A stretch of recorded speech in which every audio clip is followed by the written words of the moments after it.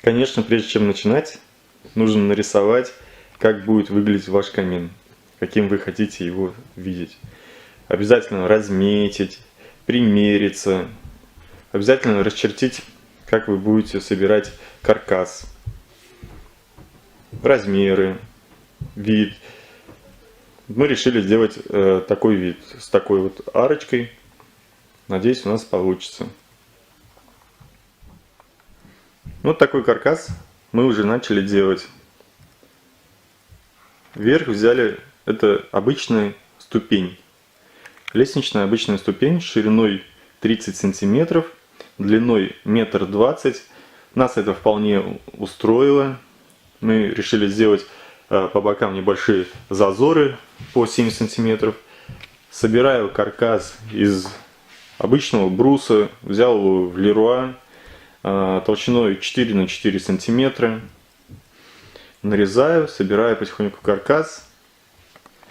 По мере того, как я буду продвигаться, буду время от времени включать камеру, показывать вам, что у нас получается. Решили сделать к камину небольшую возвышенность. Вот отсюда видно. 8 сантиметров по периметру, с боков спереди будет небольшая возвышенность.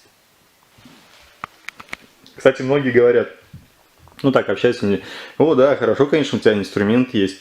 Я вот хотел показать, с какими инструментами я работаю. Вот это основной инструмент. Больше ничего сверхъестественного придумывать не надо.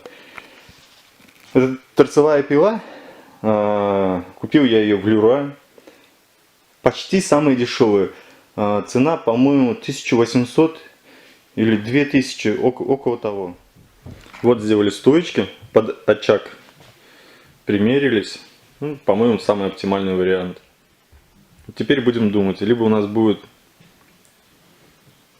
верх очага дугой, либо он будет прямой. Конечно, прямой легче делать. Его потом облицовывать проще. Облицовывать будем, кстати, под кирпич. Так же, как наша стенка. Там видео у нас валяется, посмотрите.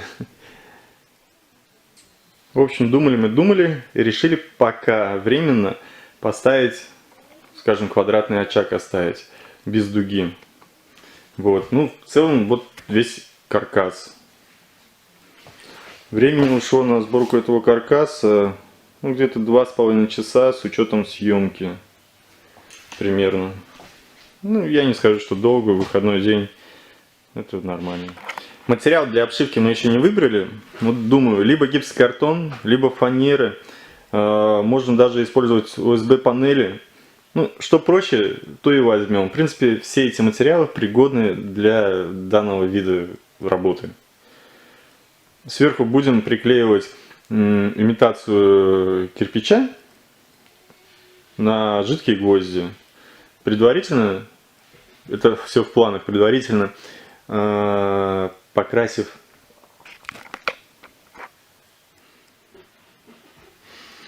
в общем, недолго думая, решил я обшить фанерой.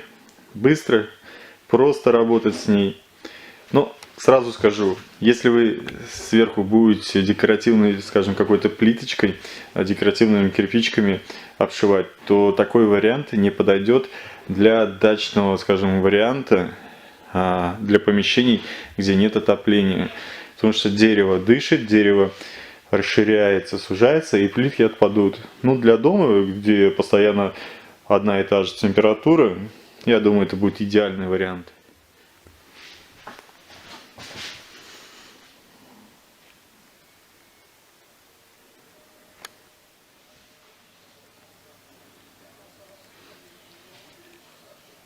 Вот мы покрасили обычной краской, щели замазали, обычной дешевой замазкой белой, чтобы потом эти щели не виделись сквозь декоративный кирпич.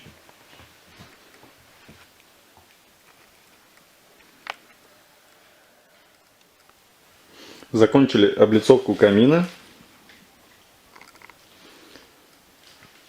Покрыли столешницу темным маслом. Сверху покрыли воском.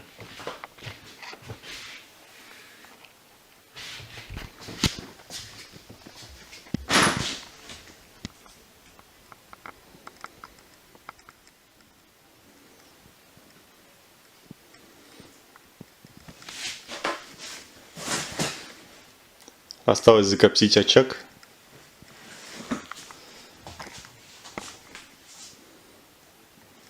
Все, камин готов.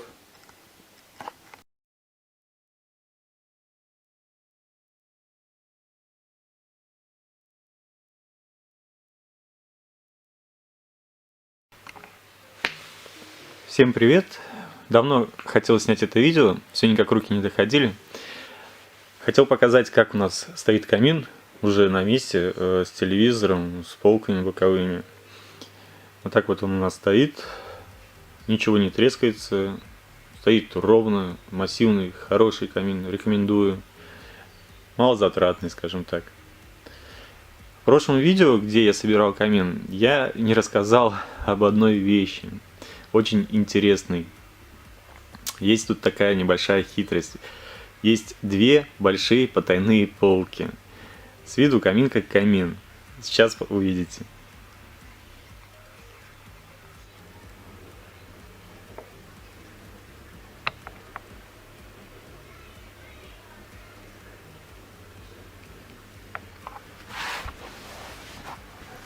Слева и справа от очага внутри скрытая полочка.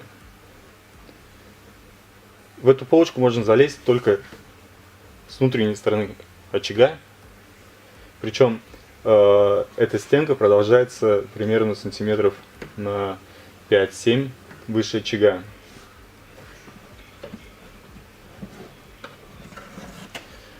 Места там достаточно, чтобы положить 3-4 книги. Это для примера я говорю, чтобы вы понимали объем этой полки. Вот такая вот скрытая полочка с двух сторон.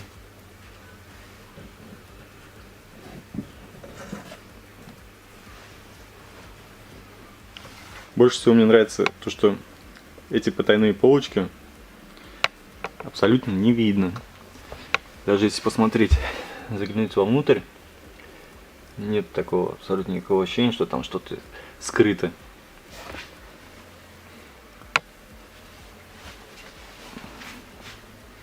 Вот так. Если вам понравилось, ставьте лайк. Обязательно ниже будет ссылка на то, как этот камин делал. Всем пока, удачи!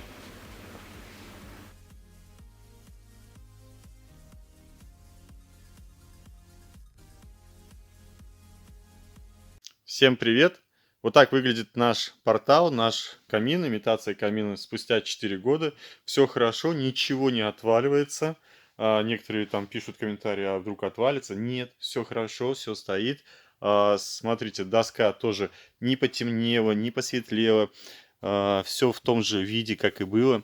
Вообще, масло необходимо, доску обрабатывать необходимо каждые полгода. Но это не кухонная мебель. И как один раз обработали 4 года назад, в том же виде все и находится. Видите? Все то же самое, все так же.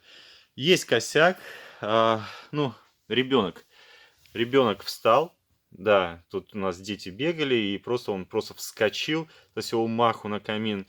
Ну, вот это такая погрешность, но опять же, имея такие кирпичики про запас, вы легко можете все это подладить, изменить, подправить. За 4 года, я считаю, это фигня. За 4 года, что с камином произошло. Стоит, радует глаз, прекрасно. И все это за один день буквально. Всем пока.